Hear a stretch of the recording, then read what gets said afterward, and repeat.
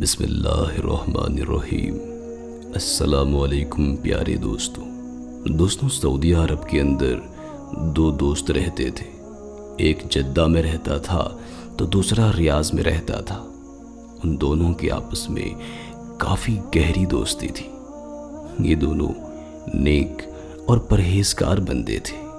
یہ آپس میں مل جل کر کافی گپے شپے بھی لگا لیا کرتے تھے اور اپنی زندگی کا حال ایک دوسرے سے شیئر کرتے۔ ایک بار ریاض والے دوست کے بچوں نے ضد کی کہ ابو جان ہمیں ٹی وی لا کر دیجئے، ہماری خواہش ہے کہ ہمارے گھر میں بھی ٹی وی ہو، ہم بھی ٹی وی دیکھیں۔ تو ان کا باپ کہنے لگا کہ ٹی وی ٹھیک چیز نہیں ہے بیٹا، اس سے بے حیائی پھیلتی ہے، دین سے دوری بڑھ جاتی ہے، آپ کو چاہیے کہ دین کی طرف زیادہ دھیان دیں آپ۔ لیکن بچوں نے باپ کی ایک بھی نہ سنی۔ بچوں کی کافی ضد کرنے پر یہ ٹی وی خرید لایا اور لا کر اس نے ٹی وی کو گھر کے اندر رکھ دیا۔ اس کے گھر والے ٹی وی دیکھنے لگے۔ کچھ ہی دنوں بعد اس آدمی کا انتقال ہو گیا۔ جب اس کا انتقال ہو گیا تو اس کے جدہ والے ساتھی نے خواب کے اندر دیکھا تو اس کا ریاض والا دوست کافی تکلیف، اذیت اور پریشانی میں تھا۔ اس نے اپنے دوست سے پوچھا کہ سناؤ تمہارا کیا حال ہے، تمہارے ساتھ اللہ تعالیٰ نے کیا معاملہ کیا؟ وہ دوست کہنے لگا کہ میں کافی زیادہ تکلیف میں ہوں۔ جب میں نے اپنے گھر والوں کو ٹی وی لا کر دی تو میں مرنے کے بعد اس کی وجہ سے تکلیف میں آ گیا ہوں۔ تم میرا ایک کام کرو، میرے گھر جا کر میرے بچوں سے کہو کہ وہ ٹی وی کو گھر سے نکال دیں۔ اس کے ساتھی نے کہا چلو ٹھیک ہے، میں کل صبح جا کر تمہارے گھر والوں سے بات کرتا ہوں، شاید کہ وہ مان جائیں اور ٹی وی کو گھر سے نکال دیں تاکہ تم پر سے یہ عذاب ختم ہو جائے۔ اس کے ساتھی نے کہا ہاں ضرور، تم ضرور جاؤ، میں نہیں چاہتا کہ اس ٹی وی کی وجہ سے میں عذاب کے اندر مبتلا رہوں۔ اگلا دن ہوا تو اس کا دوست اپنے کاموں میں مصروف ہو گیا اور اس کے بچوں کے پاس جانا بھول گیا۔ اس کو رات والا خواب یاد تک نہ رہا کہ اس کے گھر جا کر اس کے بچوں کو پیغام دینا ہے۔ پھر رات ہوئی تو دوسری بار اس کے دوست نے آ کر اپنے جگری دوست سے کہا کہ میں نے تم سے کہا تھا کہ میرے گھر جلدی جاؤ پر تم نہیں گئے۔ اس کے دوست نے کہا کہ میں کل ضرور جاؤں گا، پر دوبارہ بھی یہ مصروفیات کی وجہ سے ریاض جانا بھول گیا۔ پھر تیسرا دن آ گیا، اس کے دوست نے دوبارہ شکایت کی کہ تم آج بھی نہیں گئے نا، تم روزانہ تو مجھ سے وعدہ کرتے ہو کہ میں جاؤں گا پر تم نہیں جاتے۔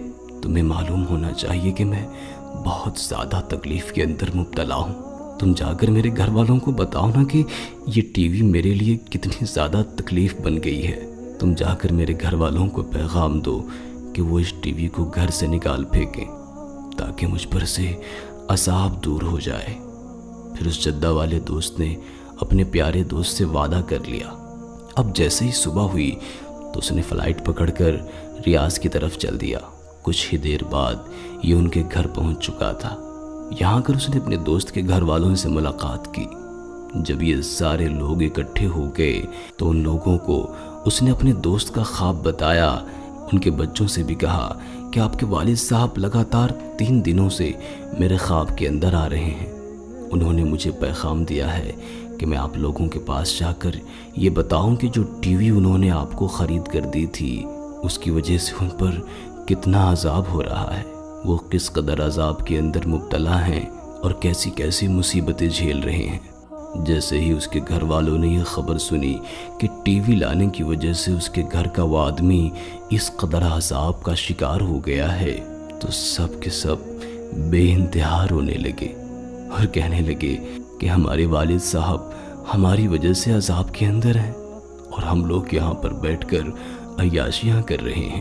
پھر اس کا بڑا بیٹا اسی وقت اٹھا اور اس نے ٹی وی کو اٹھا کر زمین کے اوپر زور سے پٹک دیا۔ جیسے ہی ٹی وی زمین کے اوپر گری تو یہ ٹکڑے ٹکڑے ہو گئی۔ پھر اس نے اس کے ٹکڑے اٹھا کر کچرے والے ڈبے میں ڈال دیے۔ اس کے بڑے بیٹے نے کہا کہ آج کے بعد یہ لعنت ہمارے گھر میں کبھی بھی نہیں آئے گی جس کی وجہ سے ہمارے والد صاحب عذاب کے اندر مبتلا ہوئے ہیں۔ اس کا دوست یہ سارا منظر دیکھ رہا تھا اور دل ہی دل میں کافی خوشی محسوس کر رہا تھا کہ چلو اچھا ہوا किसी न किसी तरह मेरे दोस्त को अजाब से छुटकारा तो मिल जाएगा। इसके बेटे कितने फर्माबरदार हैं, इन्होंने अपने बाप को कब्र के अजाब से बचा लिया और ख़ुद को भी जहन्नम की आग से महफूज कर लिया है। फिर ये वापस दोबारा जद्दा चला आया। यहाँ पर आकर उसने अपने रियाज वाले दोस्त को एक बार फिर ख्वाब के अंदर देखा, लेकिन आज उसका दोस्त काफ़ी खुश था।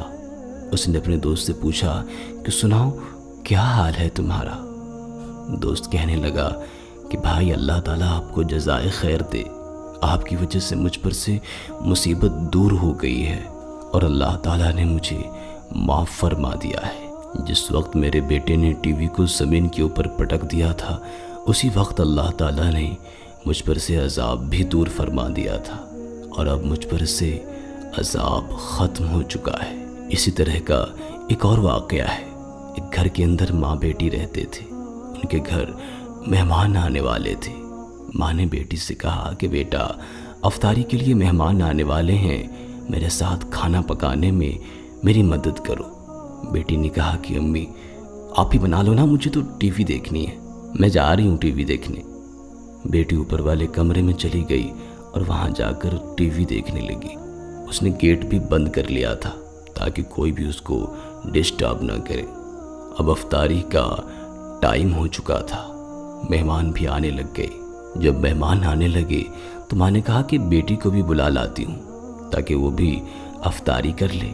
मेहमानों को दस्तरखान पर बैठा दिया गया और माँ सीधा बेटी को बुलाने के लिए उसके कमरे में चली गई। उसने आकर दरवाज़ा खटखटाया तो अंदर से कोई जवाब नहीं आया।